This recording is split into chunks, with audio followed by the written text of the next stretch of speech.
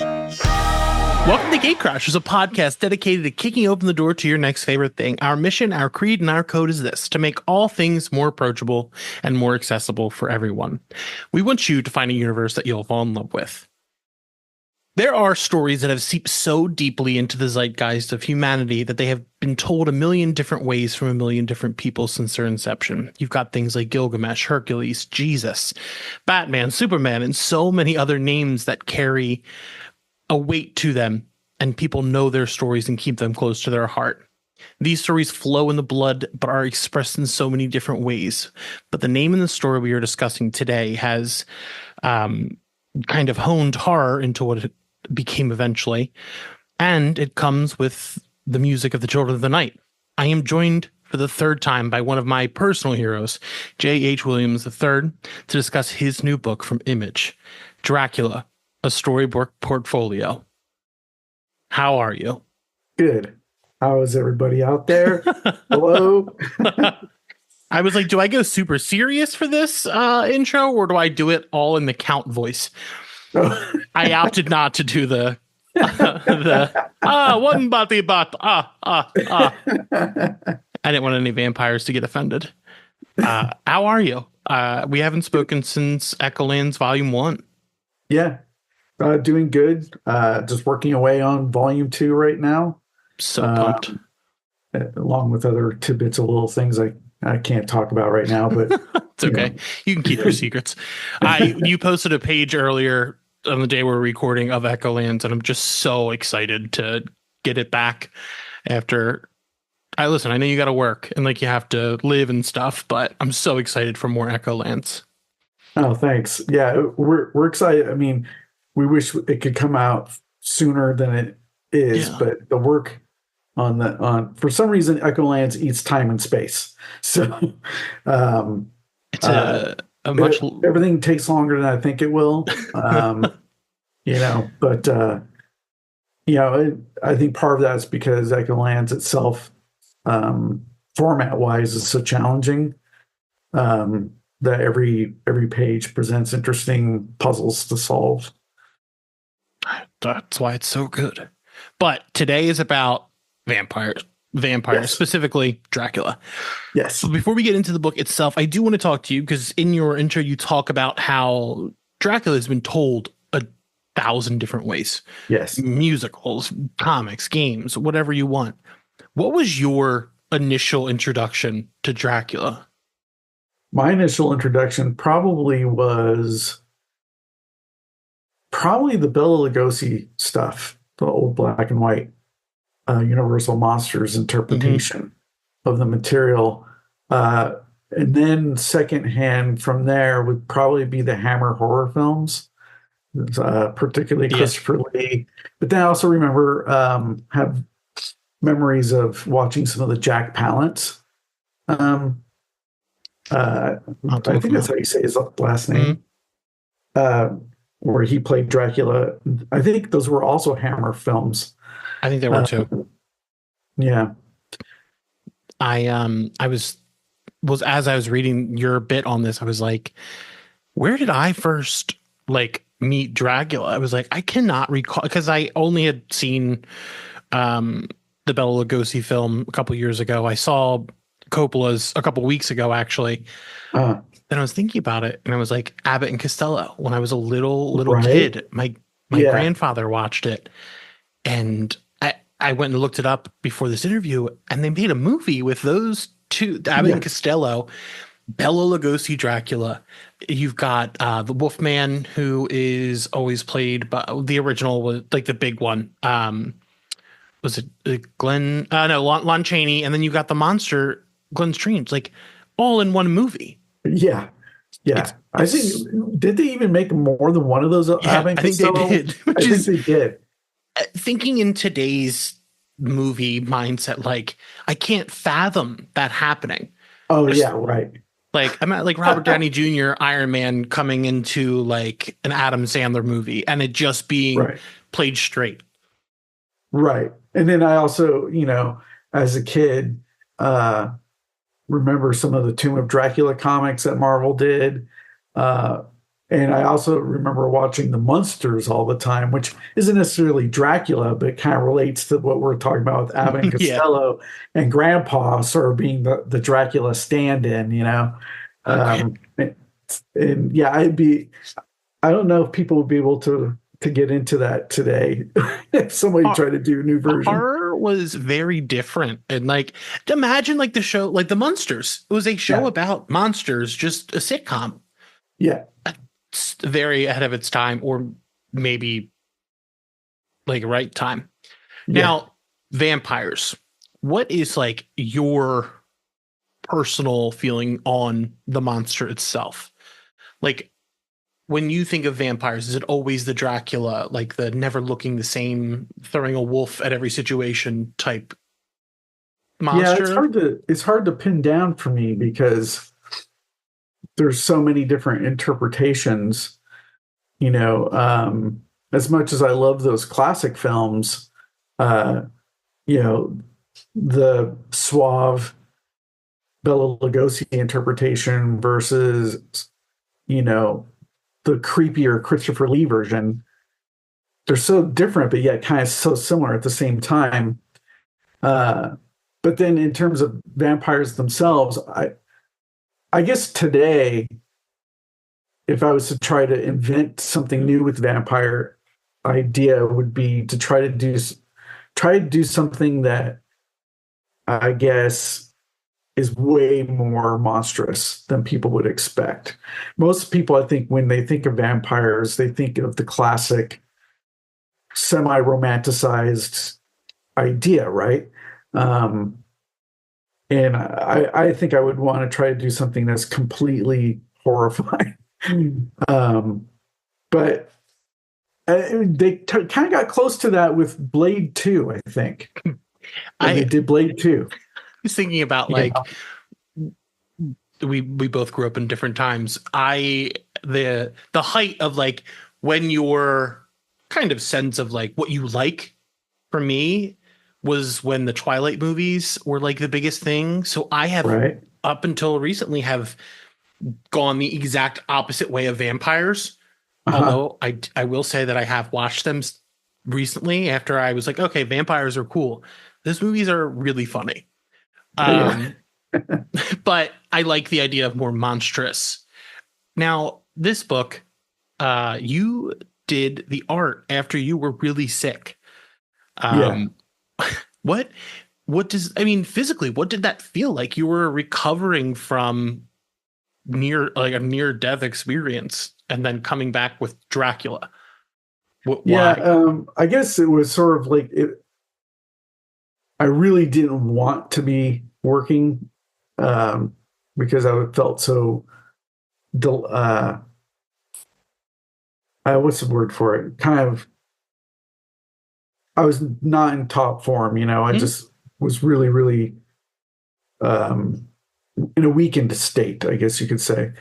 So I didn't have a lot of patience for doing any work, which kind of led to me when I was working on this stuff to doing it with I don't know, a looser attitude to the work compared to stuff I had done before. And the results are super cool, but it was more born out of just like I want to get it done, Was the was but your I when like you how it turned out. it's when you were doing these, was your end goal to make something from it, or was it you just being like putting something out? Yeah, I mean, it was initially done for uh, illustration project, but I didn't know what would become of it. So it was sort of one of those things where I hoped I'd be able to do something with it down the road. And um, when I talked to Eric Stevenson about it, uh, he was saying we should try and release it as an art book or something like that, or portfolio. But when he was mentioning a portfolio, I'm like, well, I don't. Can we get away with that? Because there's 50 pieces, which would be a sizable portfolio. Yeah.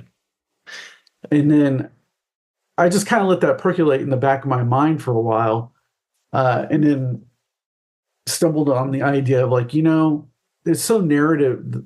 The images are so narrative driven in the fact that it wouldn't be like a regular portfolio anyway, because like a lot of portfolios tend to be like, here's the best shot on every plate, right? Here's like the money shot for every plate. And this isn't kind of like that. There's some stuff in there that's more narrative driven, like when the image of when in the book when we talk about the hunters, the vampire hunters trying to seek him out, and it's just a building, right? It's just a dilapidated building. You wouldn't see that in a regular portfolio. There'd be some other splashier thing about it. So with that idea of it being some of the images being more like narrative, a narrative part, it led me to think about, well, maybe they all should have accompanying text passages. And Eric loved that idea. And that led me to think like, okay, well, how do I do this in a linear fashion compared to the novel that it's based on? Because the novel it's based on is all over the place in time. So how would I convey the story in a direct linear fashion? And that made me think about old children's books and storybooks and how the texts for those, the text parts of those are delivered so succinctly, and that kind of like that gave me a direction of how to approach the writing passages.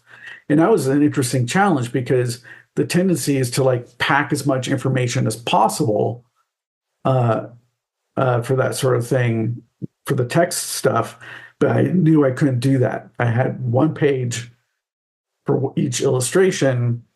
And so it became an exercise in limitations, everything about it.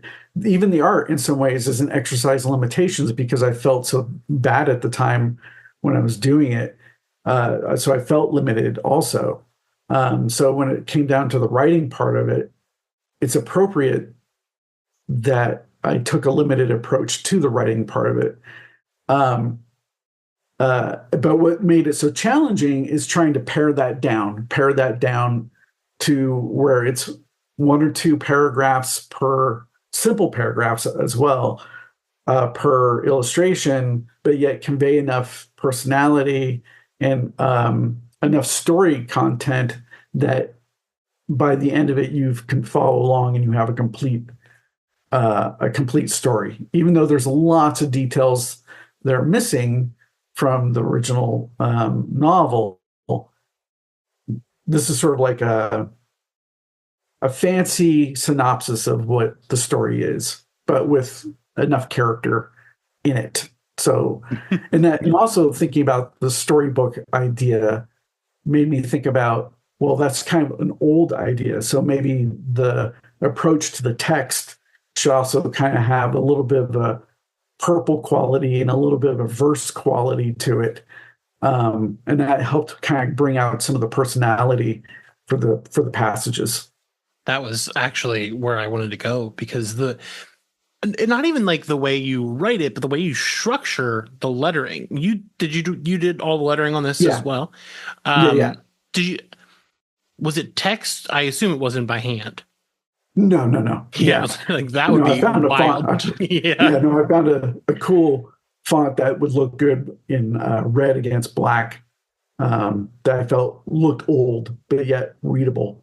Yeah, it's very crisp, but there's a certain form to how you do it.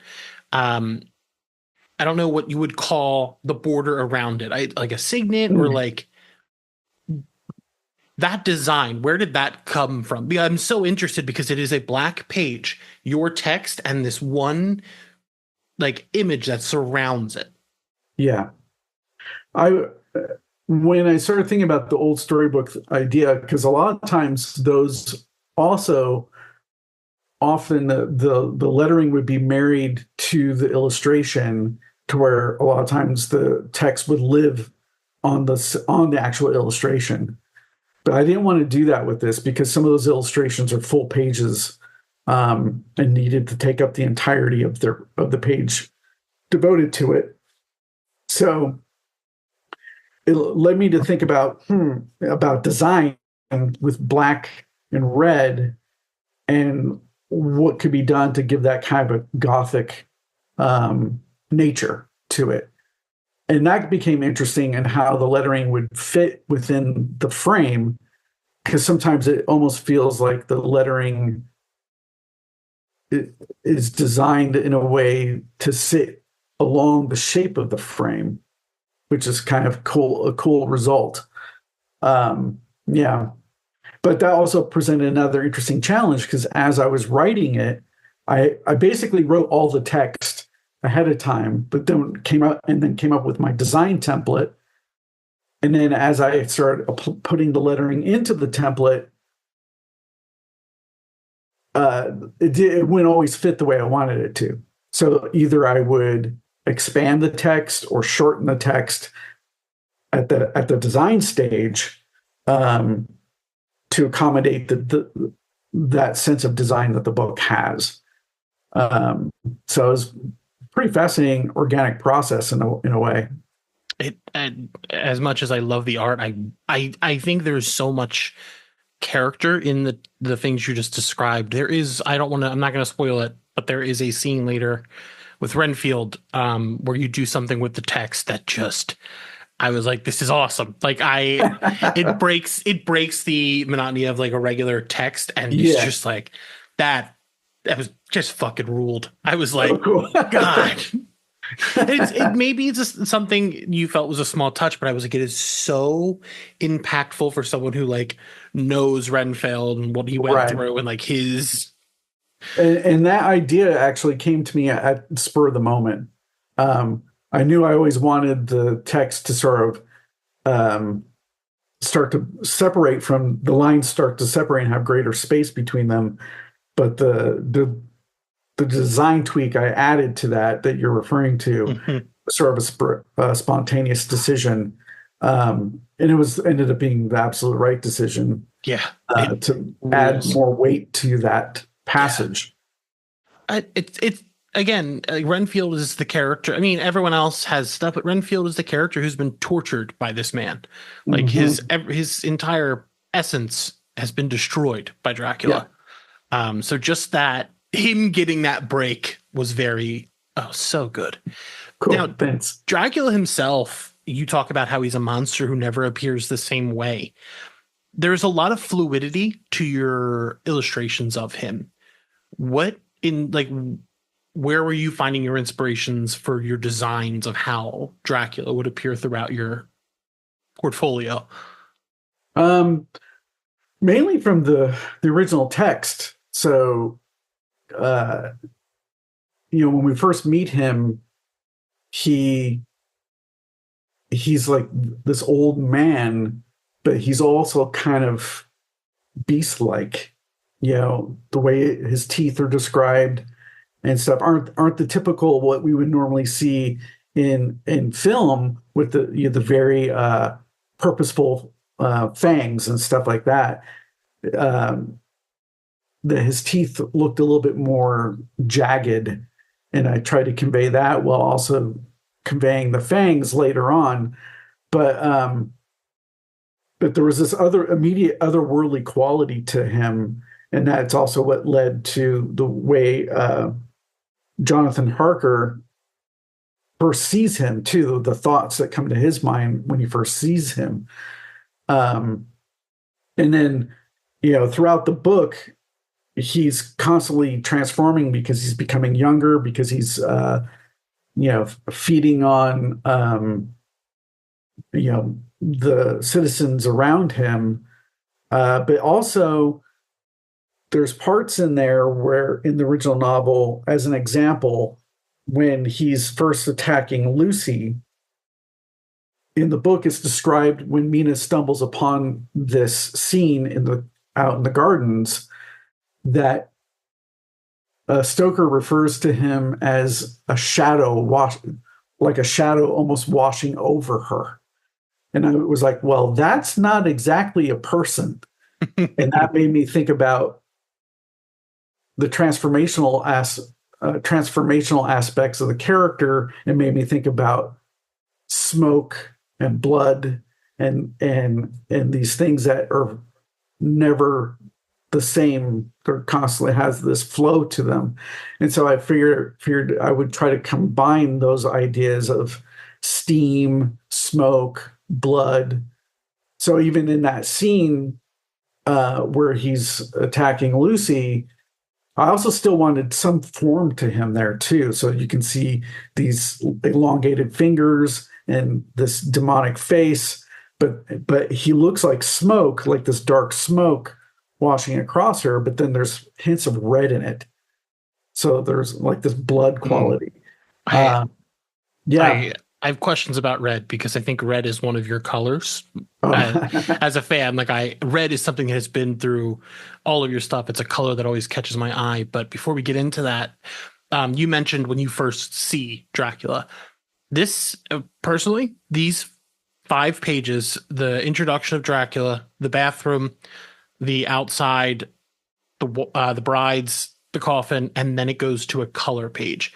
Those are you and I are music people. It's like the height of a symphony. It's just like at the top, and then it goes and just cuts hard because this is the only page you did in color. Yes. Oh, yes. It's because it's daytime. What made you have all of these beautiful pieces, and this is the one you put the color in? Primarily because I wanted to isolate that scene a great deal and have that one moment feel so different from the horror that comes before and the horror that comes after. But yet, in the novel, Mina kind of can feel like there's something ominous coming, which is what I try to pick up on the text passage. But I wanted something that felt weirdly detached in a way. So there's like this, you're far removed from the characters, but yet the scene feels so lush and inviting at the same time. And wanted to kind of capture that idea of, spring is upon everyone, and a sense of life to it. So I felt like doing all the color work in gouaches versus digital color, would make that one moment completely stand away from the others. Even though the others have a painterly quality themselves, they don't feel quite the same as that one. The look of it, and again, I don't have the vernacular of art that some people may have. It has like a pointillist, like it may not be it's not actually pointillist in style, but it reminds me of a Sunday afternoon. Yes. It has that kind of, it's alive. Like there's a liveliness to what you're looking at. Yes. It feels kind of old at the same time. Like you're looking at an illustration from an old book. Like a museum. Like it's mind blowing. How often is this watercolor, or what kind of technique did you use with this? That's mostly done using gouache. Gouache? Gouache. G? Yeah. Gouache. That is a sick name. What is that? Like what? It's a type of watercolor, but there's 2 different variations of it. There's typical gouache, but then there's which can blend a lot, like a watercolor. But then there's also an acrylic version of gouache, which allows you to lay down colors and then paint over the top of them without the water picking up the color. So you can get some interesting layering effects that way without distorting your some of the details. So I prefer to use the acrylic version. Gosh, I'm the word's still stuck in my head. It's a weird word. It's a good word. The mixtures of blue and green in this piece are just like again, it's so evocative of life when you're surrounded Yeah. by the literal embodiment of death. Yeah. Yeah. Yeah. Um, Now red, before we get into more technique stuff, red is a color that has shown up in pretty much all of your work in like big ways. You have with Batwoman, her hair is the most striking thing. With this, it's Dracula. Yeah. Was there an approach for you with your reds? Like, do you build a palette of colors before you get into the coloring part of this? That's surprisingly no. It's a lot of it's intuitive and decisions I make at the moment. Um, but at the same time, sometimes I live in an in between state with that. So when I have an idea for an illustration, often it comes with color in my mind. So I do have kind of an idea in my head for the application of the color, but I'm not necessarily completely married to that, Mm-hmm. and don't try to um, pick up a palette for like an entire project. It allows me to be a little bit more flexible in that way, and just kind of go with my gut at the time. And you're digitally coloring this after you Yeah, scan it? yeah. Okay. And this is a technical question, but are you just playing with color? Like, are you just going through like the wheel or do you know instinctively like where you're trying to hit the nail? I'd say it's probably more instinctive about it. Um, Now, granted, a lot of times I'll have ideas in my head for what the color should be, and I'll do all of that work, but I have a tendency to go after I'm done with it. I have a tendency to go and go, I wonder what happens if I do this. And I kind of start toying with it to see if I get a surprising result I like better than my original idea.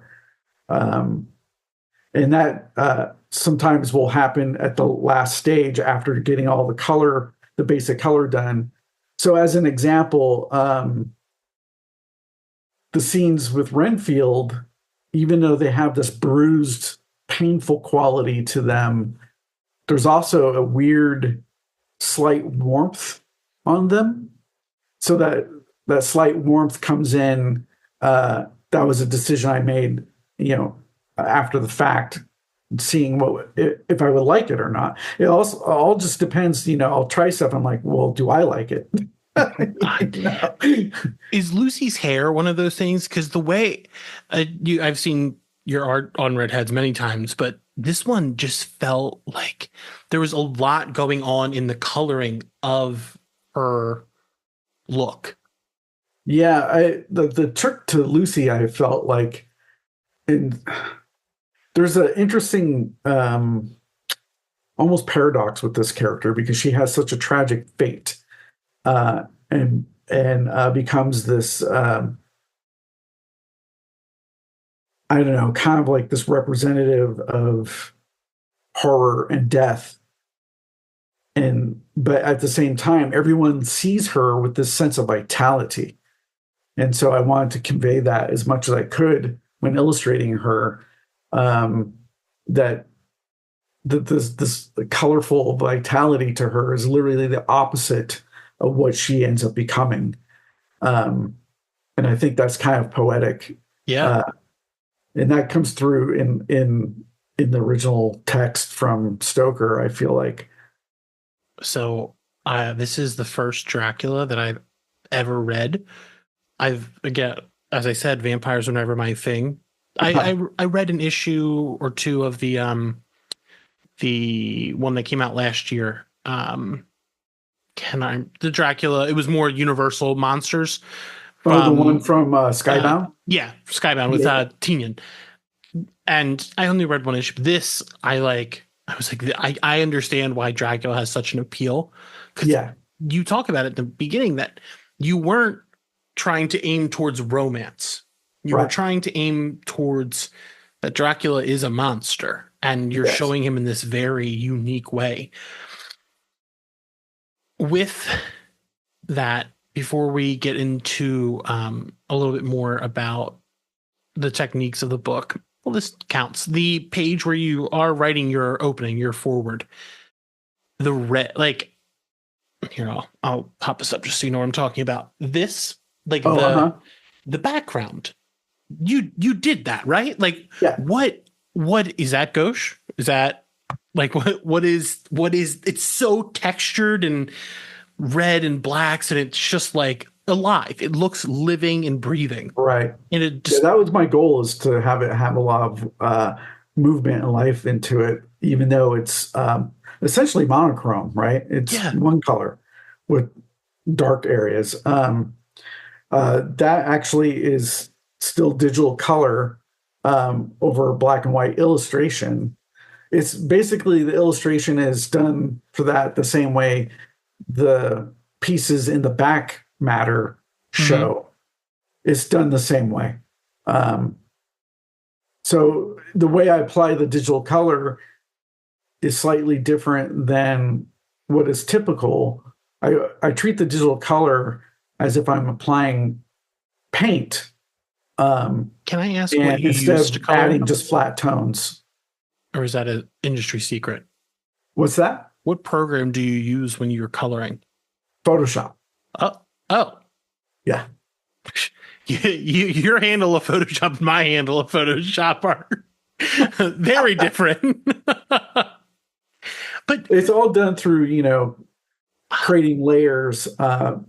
And it's a bit unorthodox the way I do it, but I kind of treat it as if I'm painting using layers. So, as an example, if I have a scene that I know is going to have certain different colors of blue, certain different colors of red, or so on and so on, I'll literally recreate the same file of the black and white art, and duplicate that multiple times and start putting in those tones. And then I start painting layers out to reveal other colors underneath. So it's like painting, but in reverse a little bit. that's wild. Yeah. Again, it's a testament to your skill that is a forward page. That could have just been black. You could have just had red text over a black page, but you were like, no, let's make this absolute buck wild art. Yeah, I needed to have that blood aspect to it.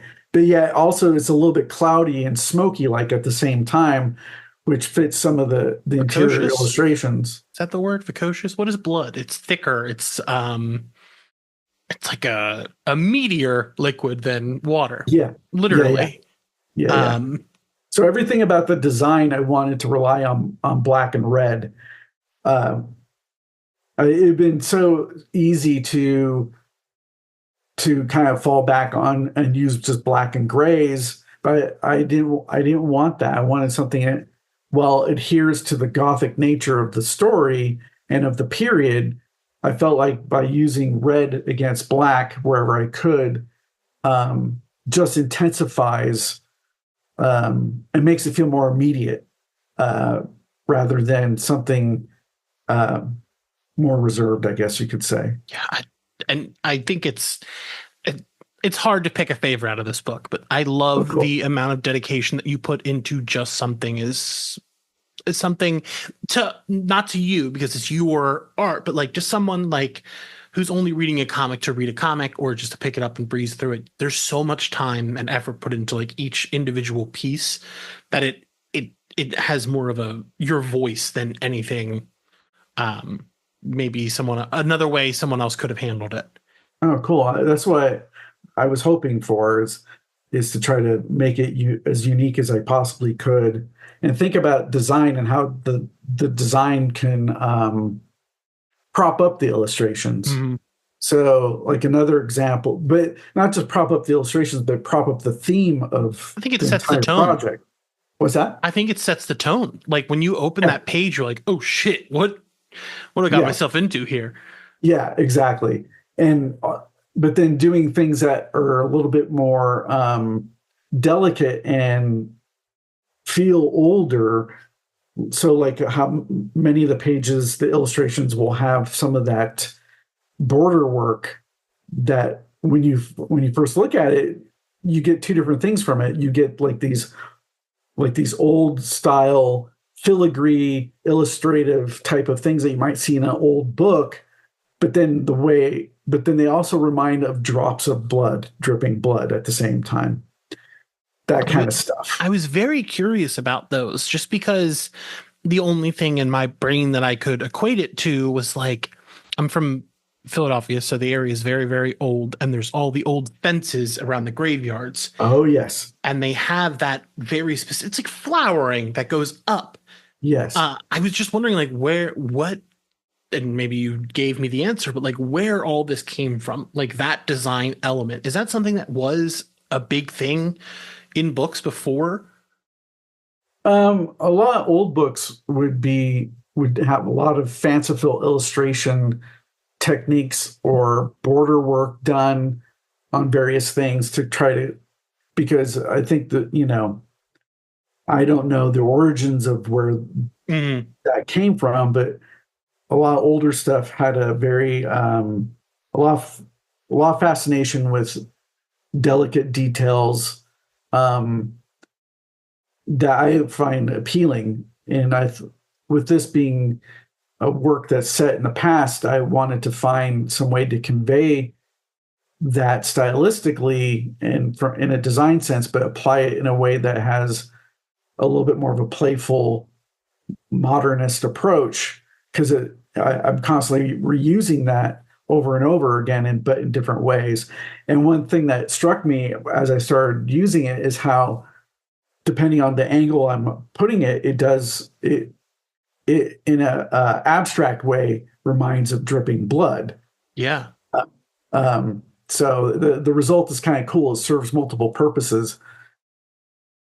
God, it rule. And as I said, like when I'm looking at it, all I can think about is like walking past those graveyards and being like, that is a lot of detail just to keep those skeletons in there. Yeah, all that stuff from the Gothic eras and rocks. Yeah. I wish we'd go back to that. But you did mention in the beginning of your forward that you use different techniques with this that you typically don't use in your work. What kind of techniques were those that you were kind of experimenting with when you were doing this project? I think I relied on, I use washes a lot in general, but at the time I wasn't doing them as much as I would do now on, say, some parts of Echolands that haven't come out yet for Horror Hill, or like these heavy, heavy, heavy washes. But even that stuff, it has more of a precision-oriented mindset, where this stuff, there's very little pieces in there where I'm relying on fine details using pen and ink. It's a lot of it's done using building up wash tones. So kind of treating like the wash tones almost like you're painting in black and white. And because of that, it has kind of like this looser energy to it, I guess you could say. Even if it's some scenes have a sense of detail, it has more of a spontaneity, I guess you could say. Yeah. That, and a lot of the work I had done up until that point really doesn't convey. I can see what you're saying with something like there's a staking scene of a character. I guess Dracula's old enough where I don't have to worry about spoilers, right? Right. People know Dracula. The Lucy, when she's getting staked, there's a lot of like wash coming up from the hammer itself, and like her hair kind of looks like fire, but it's coming from that area where she's being staked. It's just, and I try not to tread too long on these things, but it's just very evocative of of her being killed, and it's just such a wonderful depiction of taking care of a vampire. They're bloodsuckers. It's okay if they get the stake. Yeah, I think for me, some of the fascinating things about illustrating a horrific scene is finding the beauty in the moment. Yes. Even though it's a really horrific scene, but having something about it that captivates is what draws the viewer in, and actually, because the way you've drawn them in makes the horrificness that more disturbing. That's beautiful. And some of the techniques I applied in the illustrations for this, that looseness also gives a moment like that this energy. There's this sense of movement happening. There is a writhing to this piece, and it rips. It's so good. Now, before I get to my favorite thing that we talk about on each of our interviews,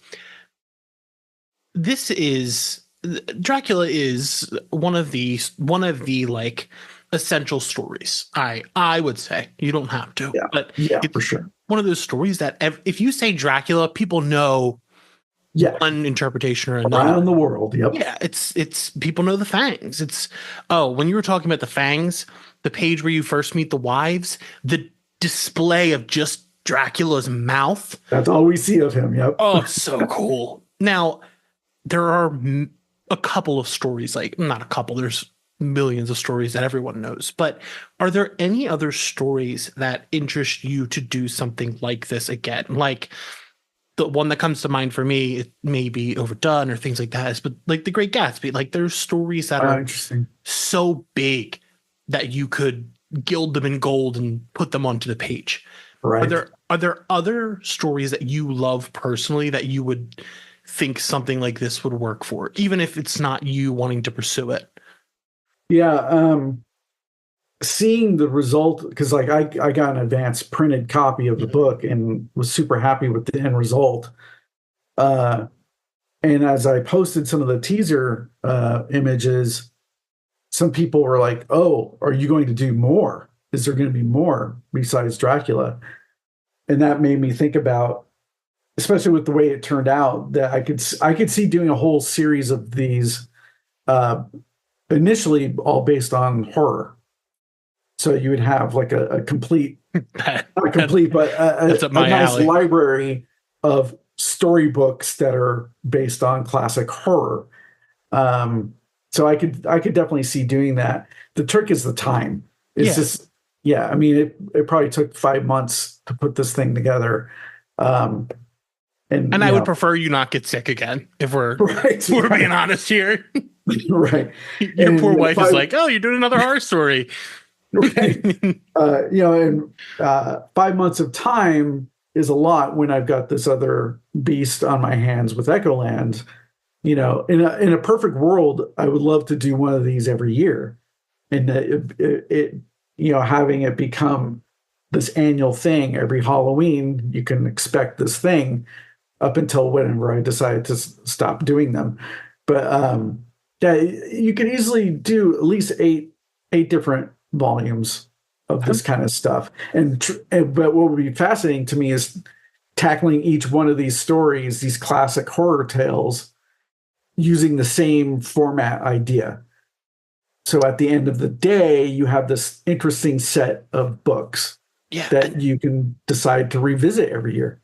The art is like I love comics. It's what I got into. Like, this is same. Where we love this stuff. But each of these pieces getting to have more than a panel to breathe, like to have a full page, is so invigorating. Like, it just makes me so excited about the medium. Oh, cool. Because it's like, I don't get things like this often. And you're an artist who has inspired me forever. Like, I'm not an artist, but like when I see your name on something, I'm picking it up. Oh, thanks. But with this, it allows you the space to do maybe what you couldn't. Like when you see Dracula creeping on the street, the amount of detail into him and the background alone is just like, you couldn't do this with a single panel, I think. Right. It'd be difficult. Yeah. Have you ever drawn Frankenstein's monster?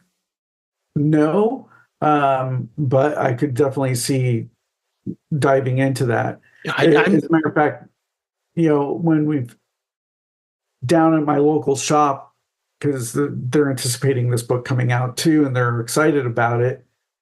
We've talked about like, oh, it'd be awesome to do more, and and but everyone inevitably is going to bring up Bernie Wrightson's Frankenstein. Mm-hmm. Uh, Yeah. those are just some of the most phenomenal Frankenstein illustrations of all time. And so that would be a tough one to tackle with that level of with that kind of thing already existing out there. So I think it would, if I was to do Frankenstein, it'd be wise to do it in the same way I did this one, and not even try to attempt to capture the same feel that Bernie had at all, and just do these painterly illustrations with these simple passages. But if I, in a perfect world, again, if I was able to do a series of books based on all these classic horror tales, I would wait and do Frankenstein last. Mm-hmm. So you start with Dracula and end with Frankenstein. So you have the two big ones, the pillars, the end caps, right? Yeah. Oh, God. Yeah. And listen, you could throw him into Horrorland. Just have him in the background hanging out. Yeah, that's true. That's true. You do have we the do world have of stories in right. your other book. We do introduce a Frankenstein type character in volume 1 of Echoland's Torch Grinder. That's why I was like, yeah, but he's not quite the same as what you would expect to see on the more famous version of Frankenstein. Mm-hmm. But what is his name? Is it just the monster? Because I don't want to get Frankenstein's the doctor. Like, right. That poor guy doesn't have a name. Frankenstein's monster. Yeah. Correct. Yeah. You're taking away this poor guy's name. You already made him out of spare parts. Now, in Echolands, my favorite thing ever is that you put all of what you listened to at the end of the issues. Uh-huh. What were you listening to while you were what for you is vampire music? Like, what is your Oh geez. I'm sure it's hard for me to remember because I did those pieces a while ago. It's probably the same situation where I'm just randomly listening to whatever I feel like at the moment. But when you think of if you had to say one style or maybe a band or something that just screams vampire, what is that for you? It depends which approach you want to take. So you could go with Francis Ford Coppola's film with Dracula, the score for that. So as much as I like the movie, there's parts of it that bug me, but what sells that movie is the score. It's so good. It is, right? It's I just heard it for the first time and I was like, what? And the composer isn't like not as famous, yeah, but it's an unbelievable score. Yeah, it's incredible. Now, in terms of, if you want to lean more into the rock and roll side of things, there's a band that I love called the 69 Eyes, but they also have an alternative name that they go by, but they're not necessarily credited this, but they use it on a lot of their iconography and their T-shirts and stuff. They're called. They also refer to themselves as the Helsinki Vampires, and they're a goth rock band / goth metal thing going on. They're from Finland. My go-to, they're just really, really good. But I love their attitude about it all. So they started to adopt the persona of vampire imagery part of the way into their career. So they start off sounding and looking more like an LA hair metal band, and kind of had that sound. But as they started putting out more records, they evolved into this gothic rock thing going on. I Google and started adopting these vampire things and started referring to themselves as the Helsinki Vampires. So it's kind of funny and tongue in cheek, they kind of like, did we really become vampires? That's why our music changed, but they're so good. Their music is really, really good. Their vibes are I can see how people thought that. I always, again, I'm a different generation of vampire, I think, with the, I grew up with the Blade was like, you got the techno bloodbath orgy club scene, which is like Yeah. maybe what set the tone. But you ever heard of a band called She Wants Revenge? Oh yeah. Uh-huh. Yeah. That's my vampire music. I can see that. Yeah. That was like, for me, I was just like, yeah, this just has the vampire vibes. Because for me, it goes straight to a club, like the red lights and all that kind of stuff, and not like the rock and roll era of the vampire with things like the Lost Boys and stuff. Yeah, I probably one more note before I talk about this, the most iconic vampire song of all time, the 69 Eyes. One of the fun things about them, if you're into goth music at all, is they have a set that's like a retrospective set called Goth and Roll, set rock and roll. When I saw them in concert here, the band comes out and they start playing. Then the singer finally comes out and he doesn't even face the audience at first. He's just standing with his back to the audience. And then he finally turns around and the first thing he says is like, "Let there be goth." It's so great. Rules. It's so great. But probably the most famous vampire gothic rock song that is probably the most iconic and probably will remain so till the end of time is Bauhaus's Bela Lugosi's Dead. Yeah. Yeah. I mean, that's just... Yeah. It's the big one. Perfect in every respect. When I read this, do you know who Chad Lawson is? He's a pianist. No, I don't think so. There used to be a podcast called Lore that talked about the history behind stories and horror. So Dracula is one of them where they like talked about the original and all that kind of stuff. The Massachusetts area vampire stuff. He's a brilliant pianist, but he did all of those. So he's got this really creepy music. And it's always been my like horror reading playlist. So if you have time to check him out, you may really like him. But yeah, when you get a chance, send me an email. Yeah, I'll send them to you. You are a huge vinyl collector. Yeah. What was the last vinyl you bought that was just very like a cool collector's piece? Let's see. The most recent thing I got that I haven't listened to it yet, but I'm most excited about. Oh, I don't know where I have it right now, but is Light in the Attic Records has been putting out reissues of Nancy Sinatra albums. Oh, and so I've been getting those. And the latest one came out recently.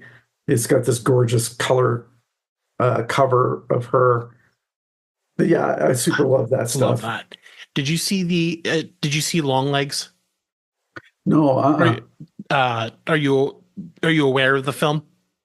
I don't think so. Even better. They made a vinyl for the soundtrack that is filled with maggots or just dead bugs and things. Oh my God. Yeah, it's sick. It is wild. It is maybe Nicolas Cage's most wild performance. So if you like horror, clearly, it is worth your time to sit down and watch it because he goes for it. Awesome. Yeah, I loved him in Mandy. It is Mandy energy. Great. That's but in film. A horror light. He's the villain. Like inhuman. Like it's all realistic, but he is just terrifying. But I loved his him playing Dracula in the Renfield movie. He was great in that. Is so over the top, but yet at the right moments was truly scary. Yeah. I think Dracula would probably be if it was in the modern time like that, he'd probably be very not like flamboyant, but like larger than life anywhere he went. Yeah. I've just started watching Interview with the Vampire. So like I'm really getting into the vampire vibes recently. So cool. Speaking of rock and roll, Lestat, that guy, he's wild. Yeah, but, we haven't watched the second season yet. Oh, the first season. It's good. It's my introduction to this story. I saw the Queen of the Damned, but I always thought Lestat was the good guy growing up. I always thought Lestat was like a nice. He's not a very nice man. I'll tell you that right now. In the later stories, you kind of end up rooting for him, even though he's this horrible person, but he's sort of an anti-hero, I guess you could say. And that you end up wanting to follow him and watch him be successful. Yeah, you just want that guy to win eventually. This book comes out on October 22nd. Oh, I don't know. 10/22/24. Is that 10? Last I heard it was going to be October 7th, but I don't know. Maybe that goalpost keeps changing. Comics are very fun to figure out when we're going out. Like, it needs to be out before Halloween. That's all. Yes.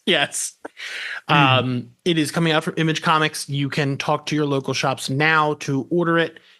Your local bookstore, anywhere you can get comics, tell them beforehand just so they can get as many copies as they think they might need. You don't want to be the only person without this book. Is there anything else people should be picking up from you right now other than Echolands Volume 1? Please go buy that book.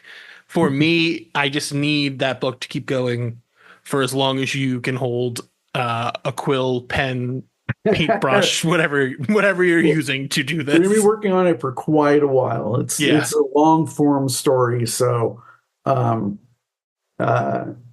don't have a solid idea of how many issues the series will be, but we're going to be working on this for quite a while.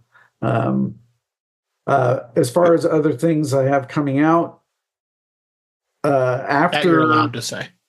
What's that? That you're allowed to say. There's nothing pressing that is coming out besides the Dracula book. Hopefully sometime next year will be Echolands, but in between those two will be a new edition of Desolation Jones, which will be out this fall. I think in November or December. And it's called the Biohazard Edition. And I slightly remastered some of the art in it, fixed some things that were mistakes. It's got a significant gallery section in that, and that will also be from Image Comics. Sick. Oversized hardcover. I love it. You can find us at gatecrashers.fan, where we have all of our reviews, interviews, essays, and all that good stuff for you to access. Thank you.